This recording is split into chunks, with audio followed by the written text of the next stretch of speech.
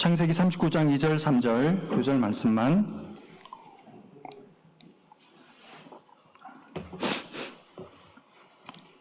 구약 성경 60면점에 있습니다. 창세기 39장 2절 3절 두 절만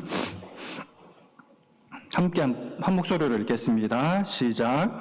여호와께서 요셉과 함께 하심으로 그가 형통한 자가 되어 그의 주인 애굽 사람의 집에 있으니 그의 주인이 여호와께서 그와 함께 하심을 보며 또 여호와께서 그의 범사에 형통하게 하심을 보았더라. 아멘. 여러분, 지난 주일에 형들에 의해서 요셉이 애굽에 종으로 팔려가잖아요. 예. 여러분, 종으로 묶이고 발에 족쇄를 차고 끌려가는 요셉, 얼마나 많이 울었을까요? 채색옷 벗겨지고 이제는 옷도 제대로 갖추어 입지도 못하고 그야말로 종으로 끌려가는 그전에 한 번도 경험해 보지 못한 그 비참한 신세가 된 요셉, 얼마나 처량합니까? 아마 속으로 형들의 이름을 부르면서 아버지의 이름을 목 놓아 부르면서 또 무엇보다도 하나님의 이름을 애타게 부르면서 속으로 울음을 삼켜가며 끌려가는 요셉. 그렇게 해서 간 곳이 애굽의 그 바로의 친위대장, 요즘으로 말하면 경호실장쯤 되겠죠. 그런 사람의 집에 이제 종으로 팔려가게 됩니다. 이제 요셉 더 이상 아버지의 사랑받는 아들이 아닙니다. 종입니다, 종. 노예입니다, 노예. 하기 싫어도 시키는 일이라면 억지로라도 해야 하고, 그것도 날마다 반복해서 그 지루한 일을 반복해서 하면서 살아야 하는, 먹고 싶을 때 마음껏 먹지도 못하고 자고 싶어도 함부로 누울 수도 없는, 모든 인간적인 행복과 자유와 권리가 박탈된 짐승과 방불한 노예입니다. 첫날 밤 노예들이 기거하는 방에 들어갔을 때 그때 맛보았을 처음 맛보는 차가운 바람, 선배 노예들의 노려보는 표정, 아마 숨이 멎는 것 같았을 거예요. 요셉이 느꼈을 그 당혹스러움, 그리고 마음의 무서운 두려움. 이게 진짜 앞으로 내가 살아가야 할 현실이구나. 이제 내가 진짜 노예구나. 아마 어쩌면 이게 내 인생의 끝이구나. 그리고 첫날 밤 잠자리에 누웠을 때 하염없이 밀려오는 고향 생각, 아버지에 대한 그리움, 그 편안하고 정들었던 그 자기 잠자리를 생각하면서 얼마나 마음이 미어졌을까요? 여러분, 요셉 지금 종입니다, 종. 노예입니다. 받아들이기 싫지만 받아들일 수밖에 없는 지금 요셉이 맞닥뜨린 현실입니다. 여러분, 사람들은 보통 이런 일을 만나면 좌절을 하고 절망하죠. 그래서 적응을 못합니다. 그냥 마음이 붕 떠가지고 늘 고개를 푹 숙이고 다니죠. 고개를 숙이고 여기에는 마음을 두지를 못하고 자꾸 저쪽 생각만 해요. 그래서 이 시간을 낭비를 합니다. 어서 빨리 돌아갈 생각만 합니다. 적응을 못하죠. 나는 여기 있을 사람이 아닌데, 나는 이런 데 있을 사람이 아닌데, 그런 생각을 하면서 적응할 생각을 못합니다. 여러분, 어릴 때부터 부모님의 사랑을 독차지하고 곱게 유복하게 자랐던 사람들이, 한 번도 인생의 실패의 쓴맛을 맛보지 못한 사람들이 갑자기 바닥으로 굴러떨어졌을 때, 갑자기 해병대에 입소했을 때, 내가 원하는 학교, 원하는 직장에 들어가지 못하고 원치 않는 곳에 내가 들어가게 되었을 때 흔히 사람들은 이런 반응을 보이죠. 적응을 못해요. 왜요? 나는 이런 데 있을 사람이 아니거든요. 그래서 티를 내요. 나는 너희들과 다른 사람이라는 티를 냅니다. 근데 그러면 그럴수록 더 적응을 못하죠. 왜냐면 그 사람은 자존감이 높은 사람이 아니고 교만한 사람입니다. 하나님께서 그 마음에 있는 왕자병, 공주병, 교만을 깨뜨리기 위해서 거기 굴러 떨어지게 하신 건데, 그것도 모르고 계속 교만을 가지고 사람들을 그렇게 대하는 것이죠. 그러면 그럴수록 자기만 고통스럽고 남들도 답답하게 합니다. 여러분, 많은 믿음 좋은 사회 초년병 그리스도인들이 이런 실수를 해요. 나는 여기 있을 사람이 아니야. 내 실력하고 여기하고는 어울리지가 않아. 하나님께서 뜻이 계셔서 거기 보내신 건데도 거기 가서 적응을 하지를 못합니다. 뭉 떠 있습니다. 자기 혼자 딴 세상에서 살아요. 사람들하고 섞이지를 않습니다. 어울릴 생각을 못합니다. 점점 몸도 마음도 동료들로부터 멀어집니다. 그렇다고 해서 실력을 인정받는 것도 아닙니다. 관계가 개선되는 것도 아닙니다. 자기 혼자 계속해서 딴 세상에서 사는 거예요. 그리고 무엇보다도 그렇게 하는 가운데 하나님의 계획도, 하나님의 뜻도 자기 뜻, 자기 계획, 자기 교만 때문에 망치고 있는 것입니다. 그런데 그걸 모르고 있는 것이죠. 여러분, 하나님은 오늘 요셉에게 하신 것처럼 우리를 종으로 어떤 면에서 팔아 넘기는 것 같을 때, 우리를 내가 생각하는 것보다 훨씬 더 저급한 곳에 떨어뜨리실 때 나를, 내 속을 단련하기를 원하시는 거예요. 어떤 단련입니까? 어디에도 처할 줄 아는, 어디에 갖다 놔도, 어떤 사람을 붙여놔도 잘 적응할 줄 아는, 어떤 자리에서도 그 자리가 핑계거리가 되지 않고 그 자리에서도 오늘 요셉처럼 형통한 자가 되는 그런 사람, 어디에 가서나 겸손한 사람, 어디서나 열정적으로 맡은 일을 감당해내는 사람, 그런 사람 만들기 위해서 거기다가 나를 떨어뜨려 놓은 거예요. 여러분, 우리가 잘 아는 바울이 뭐라고 말했습니까? 나는 풍부에 처할 줄도 안다. 나는 풍부 좋아. 나는 돈 많은 사람들, 높은 사람들하고 어울리는 거 좋아. 근데 궁핍에 처하는 것은 왠지 싫어. 그렇게 말했습니까? 아니죠. 나는 풍부에 처할 줄도 알고 또 궁핍에 처할 줄도 알아. 나는 모든 일에 만족하고 모든 상황에 나는 잘 적응하는 사람이야. 이렇게 말했죠. 대단한 태도예요. 나는 부자들하고 같이 지낸다고 해서 마음이 들떠가지고 마치 내가 실제로 부자가 된 것처럼 마음이 교만해지지 않을 그런 사람이고, 나는 궁핍에 처해서 죽을 것 같아도 거기서 생명력을 유지할 수 있는 나는 그런 사람이야. 나는 적응력이 탁월한 사람이야. 왜? 나는 종이니까. 나는 사람들을 섬기는 종이니까. 나는 사람을 얻는 게, 사람의 마음을 얻어서 그 사람을 윈해서 그 사람을 하나님 앞에 세우는 것이 내 인생의 목적이고 사명이니까, 그러므로 나는 사람을 가리지 않아. 하나님이 내게 어떤 사람을 붙여주셔도 나는 그 사람에게 적응해내는 사람이야. 여러분, 그런 태도를 가진 바울을 하나님께서 안 쓰실 수가 있나요? 풍요에 처할 줄도 알고 궁핍에 처할 줄도 아는 사람이니까 하나님이 마음껏 어디다 갖다 놔도, 어떤 교회를 맡겨도, 누구에게 붙여놔도 탁 붙어가지고 비위를 맞춰가면서 사람의 마음을 얻어낸 사람이 바울이죠. 여러분, 바울 같은 사람이 되어야 돼요. 믿음 좋다고 하는데 혼자 붕 떠있는 사람들이 많아요. 내가 아무리 믿음이 좋고 내가 아무리 교회 직분이 높아도 직장 가면 말단입니다. 커피를 타야 돼요. 구신들을 도맡아 해야 됩니다. 아침 일찍 가서 큐티하지 말고 사무실 청소부터 먼저 해야 돼요. 어디 갖다 놔도 살아남을 사람, 누구한테 다 같이 갖다 붙여도 그 사람을 핑계해서 나 이 일 못하겠어요, 하나님 바꿔주세요, 이렇게 말하는 것이 아니고, 누구한테 갖다 붙여도, 어느 직장에 보내도, 어떤 사고치고 싸우는 교회에 보내놔도 살아남을 사람, 거기서도 티 안 내고 교만기를 부리지 않고 잘 겸손히 적응하는 사람, 적응하면서 사람들의 비율을 맞춰가면서 그 사람의 높낮이에 따라서 자기 높낮이를 유연하게 높낮이를 조절해 가면서 그 사람들의 마음을 얻고 하나님의 뜻을 이루어 드릴 수 있는 사람, 하나님의 일을 해낼 수 있는 사람, 어디 있어든지 형통한 사람, 그 사람이 되어야 되는데, 그러려면 중요한 게 마음이 겸손해야 합니다. 마음이 겸손해야 합니다. 마음에 교만이 있으면 이게 안 돼요. 꼭 티를 내요. 티가 납니다. 그리고 동시에 겸손한 마음만 가지고는 안 되고 자존감이 높아야 합니다. 자존감이 아주 높아야 됩니다. 여러분, 마음만 겸손하고 사람만 좋으면 안 돼요.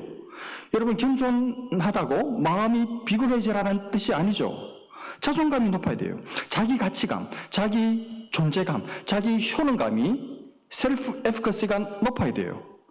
나는 할 수 있다. 나는 해낼 수 있다. 나는 존귀한 사람이다. 나는 이런 비판으로 이런 상처 주는 말로 넘어질 그런 사람이 아니다. 나는 다음 주에 보겠지만 이 사모님의 이런 유혹에도 나는 넘어질 사람이 아니다. 왜? 나는 소중한 사람이니까. 나는 나중에 하나님의 위대한 큰일을 할 사람이기 때문에 나는 이 한순간의 쾌락을 위해서 내 인생을 나는 낭비할 수 없다. 그래서 자기를 딱 지키고 뒤돌아서는 사람이죠. 자기 존재감이 자존감이 높은 사람만이 이 일을 해낼 수가 있습니다. 그래야 어디 갖다 놔도 고개 숙이지 않을 수 있습니다. 여러분 지금 요셉을 보십시오. 요셉이 직업은 노예지만 자기 정체성은, 자기 정체감은 노예가 아닙니다. 오늘 39장에 잘 나오는데 지금 여러분 종으로 팔려왔지 않습니까? 다음 주에 억울하게 누명을 뒤집어 써가지고 감방에 들어갑니다. 그런데도 노예, 사랑받는 아들에서 노예로 급전직하하고 감방에 들어갔지만, 강간 미수범으로 붙잡혀 들어갔지만 자기 속에 있는 자기를 바라보는 거울, 자아상은 자기는 노예고 죄수가 아니고 자기는 하나님 앞에 서 있는 사람이에요. 하나님 앞에서 살아가는 사람입니다. 하나님이 함께 하시는 사람이고 나는 하나님을 섬기는 사람이고 나는 하나님의 사랑받는 자녀입니다. 이 정체성이 선명한 거예요. 그러니 여주인의 유혹에도 안 넘어갔죠. 겸손하면서도 높은 자존감을 가지고 있기 때문에 어디서나 잘 적응할 수가 있었던 거예요. 허드렛 일을 하면서도 품위 있게, 고상하게, 위대하게 그 일을 해내는 것입니다. 왜요? 이건 허드렛 일이 아니고 남들이 볼 때는 하기 싫은 귀찮은 허드렛 일일지 몰라도 내가 볼 때는 이것은 하나님이 내게 맡기신 일이고 나는 이 일을 통해서 하나님을 섬기는 것이고 이것은 하나님을 기쁘시게 하는 사역이니까 이 허드렛 일도 기쁨으로 감당하는 것이죠. 이게 오늘 39장의 핵심입니다. 그걸 압축적으로 보여주고 있는 구절이 오늘 우리가 함께 읽었던 2절, 3절의 말씀입니다. 정말 중요한 말씀입니다. 너무너무 소중한 말씀입니다. 저는 우리 모든 교우들이, 특별히 우리 젊은이들이 이렇게 살았으면 좋겠습니다. 요셉처럼 살았으면 좋겠어요. 그래서 여러분이 이 말씀을 붙드시기를 바랍니다. 여러분에게 이 말씀이 그대로 해당될 수 있기를 주님의 이름으로 축복합니다. 한번 볼까요? 2절. 여호와께서 요셉과 함께 하심으로, 거기까지. 요셉의 인생을 뭐라고 설명합니까? 하나님께서 함께 하신 사람, 하나님께서 함께 하시는 인생. 아버지 집에서 편안하게 살 때도 하나님은 요셉과 함께 하신 것처럼 요셉이 종으로 팔려서 고생하고 있을 그때도 하나님은 요셉과 함께 하셨습니다. 하나님, 우리가 잘 나갈 때도 함께 하시지만 우리가 어려움을 당할 때, 우리가 고생하고 있을 때, 우리가 고난 당할 때도 나와 함께 하시는 하나님이신 줄로 믿습니다. 두 번째, 하나님 요셉과 함께 하셔서 요셉이 어떤 사람이 되었습니까? 형통한 자가 됐죠. 형통한 자. 여러분, 노예가 형통해 봐야 얼마나 형통하겠어요. 노예에게 있어서 형통한 게 뭐겠습니까? 노예로서 일을 잘했다는 말이죠. 다른 노예들에 비해서 일을 탁월하게 더 잘해냈다는 말이겠죠. 일을 하나 맡으면 일을 착착 빠릿빠릿하게 잘 해내고 누가 시키지 않아도 알아서 이게 일감이라고 판단해서 일을 해내는 사람, 그런 뜻이겠죠. 근데 여러분, 이런 생각 들지 않습니까? 그렇게 일을 잘하면 요셉의 소원이 뭐겠어요? 이 집에서 열심히 일을 잘해가지고 노예장이 되는 것이겠습니까? 아니죠. 주인의 마음을 얻어가지고 주인이 그래, 너 너무 일 잘하니까 네 소원대로 고향으로 보내줄게. 아버지 집으로 보내주는 게 요셉에게 있어서 진짜 형통이잖아요. 그렇지 않습니까? 아무리 노예로 있으면서 일을 잘해서 형통하면 뭐합니까? 여전히 노예인데, 어차피 노예인데, 이러다가 죽을 팔자인데. 아니, 노예 일을 형통하게 해주시지 말고 하나님이 내 인생을 형통하게 해주실 거면 여기서 풀려나가지고 우리 아버지 집으로 보내주시는 게 진짜 형통하게 나를 만들어주시는 것이지, 이건 지금 형통이 안 하잖아요, 요셉의 입장에서는. 그런데도 하나님은 요셉을 형통한 자라고 부르고 계십니다. 무슨 말일까요? 왜 이게 형통일까요? 일 잘하는 게 무슨 형통입니까? 예, 형통 맞습니다. 왜 그럴까요? 형통이라는 말은 말 그대로 쭉쭉 뻗어나간다는 말이잖아요. 여러분, 지금 누가 요셉이 이 노예 생활을 잘 하는 가운데 실제로 가장 큰 혜택을 보는 분이 누굴까요? 누가 가장 말하자면 형통하고 있을까요? 사실은 하나님입니다. 하나님의 뜻이 쭉쭉 뻗어나가고 있는 거예요. 하나님의 계획이, 하나님의 꿈이 지금 쭉쭉쭉쭉 막힘없이 잘 뻗어나가고 있는 것입니다. 왜 노예 요셉의 삶이 형통했다 이렇게 평가하느냐 하면, 요셉을 향한 하나님의 뜻이 요셉의 이 충성스럽고 지난주에 본 것처럼 순종하는 삶 때문에 그 하나님의 뜻이 이 요셉 때문에 막힘없이 쭉쭉 뻗어나고 있었기 때문에 그렇습니다.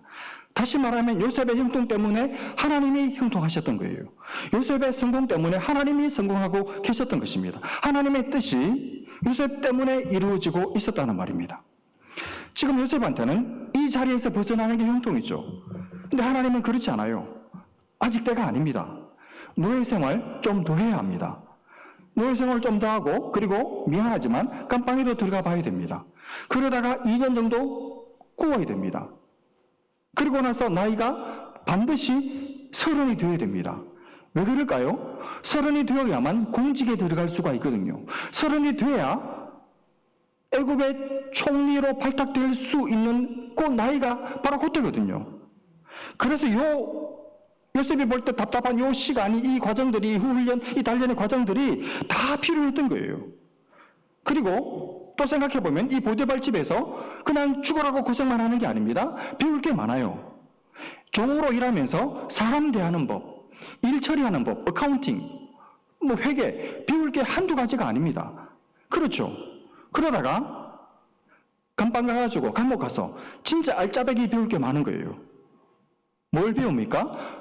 돈 안 내고 정치학 수업을 배우는 거예요. 왕의 지수를 가두는 감옥에 들어가거든요. 그런데 정치범들이 데려와가지고 돌아가는 애굽의 정세 이야기를 그냥 막 물 흐르듯이 다 이 요셉 앞에서 다 이야기를 해주는 거예요. 그 얘기를 그냥 귀만 열어놓고 들으면서 정치학 수업을 무료로, 그 비싼 정치학 수업을 무료로 다 듣는 거예요. 그러면서 점점 애굽의 총리가 될 만한 역량의 그릇의 사람으로 점점 커져가는 것이죠. 그러니 하나님의 뜻에 의하면 요셉은 좀 더 있어야 됩니다. 그러니 하나님의 뜻대로 되고 있는 것이죠. 이게 하나님께서 생각하시는 형통이었습니다. 하나님의 뜻, 하나님의 계획, 하나님의 이 타임테이블이 하나씩 이가 다 맞아떨어져 가면서 다 이루어져 가고 있는 것이죠. 그러므로 형통이란, 우리가 좋아하는 망사한 형통이란 단순히 내가 하는 모든 일들이 술술 잘 풀려가는 것만을 말하지 않습니다. 모든 일이 내 뜻대로, 내 플랜대로 다 풀리는 것만을 말하지 않아요. 내 뜻대로 안 돼도, 내 계획대로 안 풀려가도 하나님의 뜻대로, 하나님의 계획대로 일이 술술 잘 풀려나가는 것, 그게 진짜 형통인 줄로 믿습니다. 다시 말하면 나를 향한 하나님의 뜻이 나 때문에 막힘없이 풀려나가는 것, 그게 형통이죠. 여러분, 사람들 중에 자기는 형통했다고 생각하는데, 자기는 인생 성공했는데 하나님을 실패시킨 사람들이 많아요. 하나님의 계획은 그게 아닌데, 하나님의 스케줄은 그게 아닌데 자기 멋대로 뛰어넘고 건너뛰고 생략하고 대충 시간을 보내고 노예 생활을 제대로 하고 감방 생활을 제대로 해야 되는데, 집사로 있으면서 집사 노릇을 열심히 안 했기 때문에 하다가 장로가 됐는데 집사 때 열심히 하지 않았기 때문에 장로가 돼가지고 집사님들의 마음을 몰라요. 여러분, 집사 때는 다시 돌아오지 않습니다. 열심히 집사의 생활을 누리시기를 바랍니다. 집사의 역할들을 공부해가지고 샅샅이 다 해보는 거다. 교회 구석구석 모든 사역을 다 해보는 거예요. 주일학교는 이렇게 돌아가는구나, 주방은 이렇게 돌아가는구나, 교회 시큐리티는 이렇게 하는 거구나, 다 알아야, 그리고 나서 교회 중직이 되어야 집사님들의 마음을 알고 집사님들 밥 사줘가면서 집사님들에게 자기 노하우를 전수해 줄 수가 있는 거잖아요. 그렇게 이 집사님 때 그렇게 일을 했어야 권사님이 되었을 때 이 집사님들의 마음도 알고 어떻게 도와야 될지도 알고 한마디 하면 힘이 있는 거잖아요. 필요 없는 시간, 낭비하는 시간은 성도에게는 단 한순간도 없습니다. 마지막 세 번째, 여러분, 하나님이 요셉과 함께 하셨죠. 그 하나님이 요셉의 모든 일에 형통한 자가 되게 하셨습니다. 근데 더 중요한 게 그 다음에 나옵니다. 하나님이 요셉과 함께 하시고 요셉이 형통한 자가 되었다는 것이 그 주인 보디발의 눈에 보였다는 게 중요합니다. 보디발이 요셉을 볼 때 이 사람은 하나님이 함께 하시는 사람이고 이 사람을 하나님께서 밀어주신다 하는 것이 안 믿는 보디발의 눈에도 보였다는 말입니다. 보디발은 어떤 사람인가 하면 사람 복주를 하는 사람입니다. 이 사람이 경호대장 아닙니까? 왕을 지키는 사람이기 때문에 얼마나 많은 사람들을 겪었겠어요. 그리고 사람을 볼 때 위험인자가 있는지를 판독해내는 사람이 이 사람입니다. 그러니까 이 사람이 좋은 사람인지 나쁜 사람인지, 이 사람이 믿을 만한 사람인지 위험스러운 사람인지 옥석을 가려내는 일에 잔뼈가 굵은 사람이 보디발입니다. 그러니까 이 사람은 사람 볼 줄 아는 사람이에요. 척범이 납니다. 어느 날 자기 집에 신입 노예 하나가 들어왔습니다. 보고만 들었습니다. 히브리에서 온 어떤 젊은 20대 채 안 된 그런 젊은 애가 들어왔다는 얘기를 들었어요. 그걸로 별로 관심 두지 않았습니다. 뭐 들고 나는 일이 하루 이틀 일도 아니니까 그런가 보다 알았다. 그러고 넘겼습니다. 또 어느 날 이제 직장 가서 일하고 퇴근하고 나서 이제 집안에 들어와서 이 마당을 가로질러서 안방으로 가는데 유독 한 노예가 자기 눈에 탁 띄어요. 딱 눈에 들어와요. 여러분, 군계일학이라는 말 아시죠? 군계일학, 무리 군자에 닭개자에 하나일 학자. 이 닭무리들 가운데 학 한 마리가 딱 있는 거예요. 얘가 딱 보이는 거죠. 요셉이 그래요. 다 같은 노예인데, 다 같은 노예의 옷을 입고 있는데 이상하게 얘는 달라요. 다른 종들을 닭으로 만들어버리는 사람이에요. 종인데 종 같지가 않아요. 눈빛이 살아있습니다. 분명히 다른 종들하고 똑같은 옷을 입고 있는데 얘가 입으니까 이건 노예복이 아니고 이거는 작업복이 아니고 이건 패션이에요. 사람이 빛이 나요.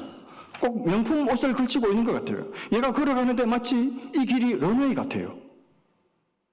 옷이 명품이라서가 아니고 얘가 사람이 명품이에요. 사람이 진국인 겁니다. 인물 좋고 얼굴이 화사하고 후광이 비치고 핏이 몸매가 좋고 얼굴 비치며 걸어다니는 길이 이 모든 게 똑같은 노예인데 도드라지게 튕겨져 나와요.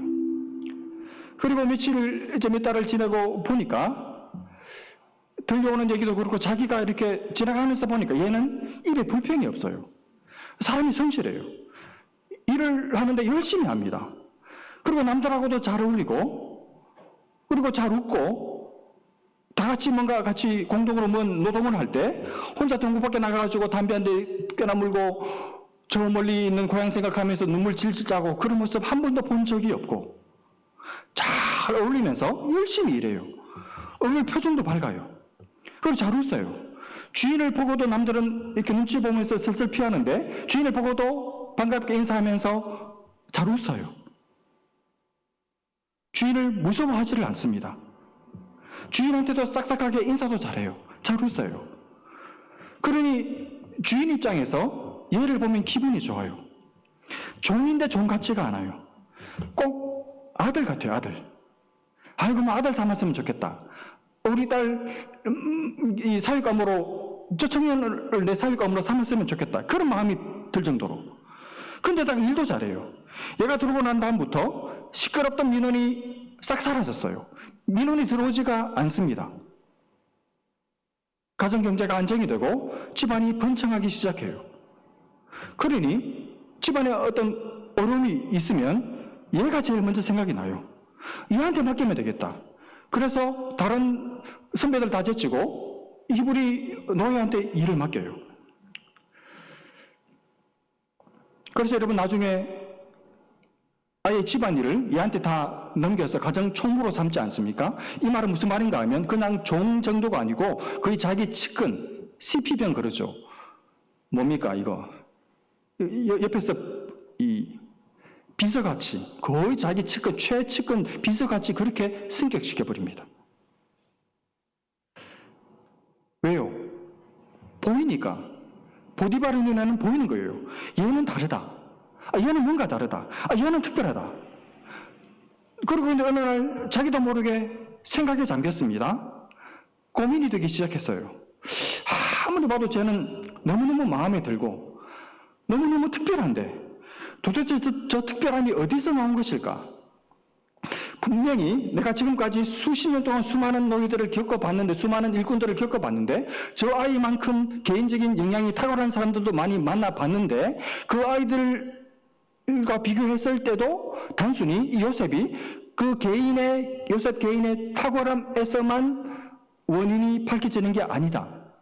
그렇다면 도대체 another factor는 뭘까? 고민이 되는 거예요. 생각 끝에 보디발이 결론을 내리기를 이 아이의 특별함은 이 아이 개인에게서 나오는 것이 아니고 이 아이가 믿는 여호와라는 신에게서 나오는 것이다. 이렇게 결론을 내릴 수밖에 없었던 거예요. 그가 믿는 여호와가 그와 함께하고 있고 그를 밀어주고 있고 그를 도와주고 있고 그를 형통한 자가 되게 만들어주고 있다. 이게 보디발이 내린 결론이었습니다. 멋있지 않습니까?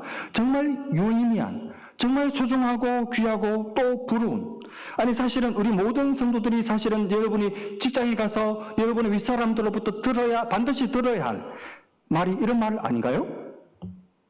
너는 내가 몇 년 동안 같이 지내보니까 너는 좀 다른 것 같아. 너는 특별한 것 같아. 근데 그게 네가 특별해서가 아니고 네가 믿는 하나님이 그 원인인 것 같아. 너는 하나님이 함께 하시는 것 같아. 그래서 하나님이 이상하게 너를 도와주시는 것 같아. 이런 말 듣는 게 정상 아닙니까? 근데 여러분 그런 말 듣고 사나요? 잘 못 듣죠? 왜 그럴까요? 요셉의 삶을 다시 역추적해 들어가면 돼요. 요셉의 이 마인드가 우리에게 부족한 겁니다. 요셉처럼 생각하는 이 자존감, 또 뭐라 그랬죠? 겸손한 마음에 안 드는 현장을 바깥으로 마음으로 밀치지 않고 받아들이고 이 현장을 나의 현장으로 가슴으로 흡수해버리는 이 마인드가 부족한 거예요. 원치 않은 자리에 떨어졌을 때 내가 누군데, 내가 얼마나 하나님의 위대한 꿈을 가진 비전을 가진 청년인데 내가 나한테 커피를 타오라 그래? 나한테 이런 시덥지 않은 이런 심부름을 나한테 시키는 거야? 이런 생각, 이런 마음이 혹시 우리 속에 있지 않아요? 그래서 그 마음에 들지 않은 그 마음이 표정으로 일그러져서 나오고, 일을 할 때, 허드렛 일을 할 때, 작은 일을 할 때, 내 능력에 비해서 너무너무 작은 일을 맡겼을 때 대충 해도 잘해내니까 그냥 한 손가락으로 하고 말고, 그런 모습이 여러분 내게 없습니까? 내 속에 있던 그런 마음, 그런 행동, 그런 퍼포먼스, 그런 삶의 모습이 다른 사람들 눈에 보인 거예요. 하나님이 함께 하심, 하나님이 형통케 하심이 윗사람들 눈에 보인 게 아니고 내 교만한 마음이 윗사람 눈에 보인 거예요. 그리고 교만한 행동이 사람 눈에 보였던 거예요. 안 보일 것 같습니까? 여러분, 사람은 보입니다. 특별히 윗사람은 보입니다. 왜냐하면 다 겪어봤거든요. 꼬봉 잘하는 사람이 오야봉 잘한다 그러잖아요. 부교육자 때 성실하게 일했던 사람이 담임 목사가 돼도 자기 일들을 감당해요. 나중에 잘하는 법은 없어요. 여러분, 그 사람의 마음이 보입니다. 안 보이는 것 같죠? 한 조직의 장이 되어 보십시오. 다 보입니다. 지하에 어느 방에 불이 켜져 있는 것도 보입니다. 사람들의 마음이 보입니다. 보디발이 그걸 본 거예요. 요셉의 행동 이면에 있는 그 사람의 마음을 보디발이 본 거예요. 쟤는 마음이 특별하다. 쟤는 마음이 다르다. 쟤는 정말 내 집을 사랑한다. 자기 일을 사랑하는 종이다. 종이지만 주인의 멘탈리티를 가지고 있는 종이다. 그러니 자기 집안을 맡겨버렸죠. 그리고 그 아이의 마음에는 하나님이 계신다. 하나님이 저렇게 만드는 거다. 하나님이 저 아이를 형통한 자로 만들어 가는 거다. 그게 보였고 보디발은 그게 두려웠던 겁니다. 하나님이 함께 하시는 요셉이 두려웠던 거예요. 그러니 나중에 자기 측근까지 올리잖아요. 여러분, 여러분의 행동뿐만 아니라 여러분의 마음이 보이고 있습니다. 누구한테요? 1차적으로 하나님께. 하나님은 우리의 마음을 보시는 분이죠. 하나님은 우리의 마음을 감찰하시는 분이죠. 하나님의 마음에 어긋나면 안 돼요. 퍼포먼스 잘하는 것이 중요한 것이 아닙니다. 하나님의 마음에 들어야 합니다. 하나님은 우리의 마음을 감찰하시고 우리의 마음을 보십니다. 여러분의 윗사람들도 여러분의 마음을 보고 있습니다. 모른 척할 뿐이지. 하나님이 우리의 마음을 보시고 또 하나, 사람들도 우리의 마음을 보고 있어요. 사람들에게도 보여요. 순종하는 마음, 충성스러운 마음, 정말 교회를 사랑하는 마음, 주님을 사랑하는 마음이 보인다니까요. 그런 사람 생각하면 너무너무 감사하죠. 눈물겹게 감사하죠. 여러분은 이 아침에 하나님께 그리고 사람들에게 여러분의 어떤 마음이 들키고 있습니까? 겸손한 마음을 낮은 마음을, 순종하고자 하는 마음을, 충성스러운 마음을, 주님을 사랑하고 교회를 사랑하는 마음을 하나님께 그리고 사람에게 보일 수 있는, 그래서 이 바닥에 떨어뜨린 이 훈련, 이 체험을 잘 통과해서 합격하는 귀한 하나님의 사람들 다 되시기를 주님의 이름으로 축복합니다. 기도하겠습니다. 하나님 아버지 은혜를 감사합니다. 돌아보니 하나님께도 또 사람들에게도 내 교만한 마음이 들켰던 때가 많았음을 고백합니다. 하나님 아버지, 하나님이 뜻이 계셔서 우리를 밑바닥으로 떨어뜨리셨는데 그곳에서 이 공동체는 내 공동체가 아닌 것처럼, 이 사람들은 내가 사랑해야 할 사람이 아닌 것처럼 그렇게 마음으로 비토하고 마음으로 토해냈던 적이 많았던 것을 고백합니다.